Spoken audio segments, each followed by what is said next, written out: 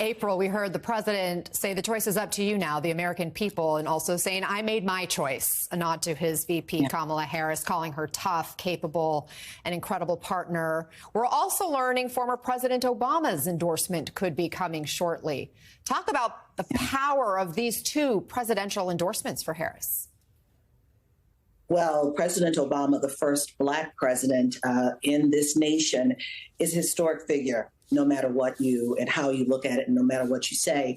And for this, Kamala Harris, the first Black and Southeast Asian vice president, this is a resounding endorsement that she needs.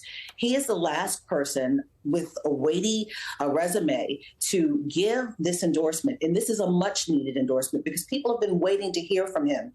And this president, former President Barack Obama, has been very concerned about the democracy and the threat of Donald Trump and authoritarianism and dictatorship and being a potential king who will never leave the White House. And he has really been concerned about this.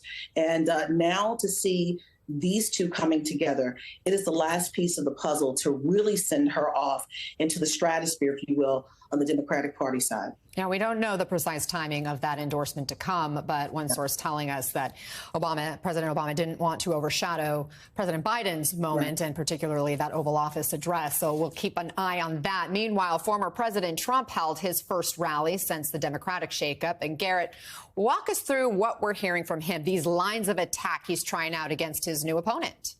Yeah, it's been interesting to watch, Anna, because I think the Trump campaign have been slow to pivot all the way off of Joe Biden and onto attacking Kamala Harris, who does appear to be, by all rights, the person who they'll be running against this fall. But last night we started to hear more from the former president attacking Kamala Harris, not just on policy, in which he tried to paint her as more liberal than Joe Biden, but also responsible for anything you might not like about the Biden administration's agenda, but also going after her in pretty starkly personal terms, undermining her character and her intelligence. It's a full-throated attack from a candidate who a week ago was preaching a more unifying message. Here's what he had to say in Charlotte last night. So now we have a new victim to defeat. Lion Kamala Harris, Lion, L-Y-I-N apostrophe. For 3.5 years, Lion Kamala Harris has been the ultra-liberal driving force behind every single Biden catastrophe. Anna, the former president also jokingly polled his crowd last night whether they wanted the nice Trump of last week or a not nice Trump going forward. I think you can probably tell which version won, with the former president very much on the attack last night. We're also seeing new backlash to remarks made by Trump's running mate, J.D. Vance, back in 2021. Let's listen to that. We're effectively run in this country via the Democrats, via our corporate oligarchs, by a bunch of childless cat ladies who are miserable at their own lives and the choices that they've made, and so they want to make the rest of the country miserable too. And it's just a basic fact. You look at Kamala Harris, Pete Buttigieg, AOC, the entire future of the Democrats is controlled by people without children. And how does it make any sense that we've turned our country over to people who don't really have a direct stake in it? Childless cat ladies. There is growing criticism online right now to those comments, including from actress Jennifer Aniston. April, if your problem in the last election was suburban women, is this what you want voters to be hearing right now? No. This is not what you want voters to be hearing. And the problem is it's very offensive to women, cat ladies. I mean, there are a lot of people who love cats, and cat ladies are very nice. I'm just a dog woman, but, you know, I mean, he is falling into the line of Donald Trump, offending women, offending minorities. Just the offense is going on. And this is not going to help J.D. Vance or Donald Trump win an election where they had a large portion of women, over 51%, about 53% of white married women voted for Donald Trump in that last election that he won.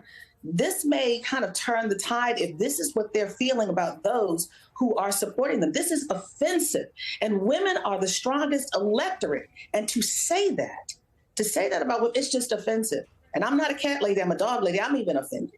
Allie, VP Harris is there in Texas today to speak to a national teachers convention this morning. We're also seeing Harris campaign's first ad. Let's take a look. There are some people who think we should be a country of chaos, of fear, of hate. But us, we choose something different. We choose freedom. And Allie, I understand there's news on the Veep stakes too, including the timing of a potential decision. Yeah, Anna, that video you just watched, really the first crack by the Harris campaign at reintroducing Vice President Harris to the country, debuting her as the presumptive Democratic nominee, trying to build off of the momentum that they built over the past 4 days since the president passed the torch down onto her. The vice president already campaigning in Milwaukee and Indianapolis, and today, as you mentioned, she's in Houston preparing to deliver the keynote address at the annual conference of the American Federation of Teachers, and this was the largest union, the first union to formally endorse her campaign over the last 4 days. And a White House official this morning is previewing a bit of her speech, saying that this is going to build on the work that she's done in this administration, advocating for workers' rights as chair of the White House Task Force on Worker Organizing and Empowerment. They've also provided a list of the work that she's done, the places she's gone in that role, and expect her to really lean in on the pro-union message of the Biden-Harris administration and now the Harris campaign, and try to really set the ground for what we could see next as she tries to court the endorsements and the support of other labor unions, prominent ones that in the past had made President Biden work and wait very long, very hard for that endorsement. For example, the United Auto Workers Union. That, of course, is just one of her jobs right now over the next 104 days until Election Day. Her first and foremost priority, of course, trying to find a running mate in this race, as we know that a historically fast vetting process is now underway for potential candidates like, I'll read you a few right now, North Carolina Governor Roy Cooper,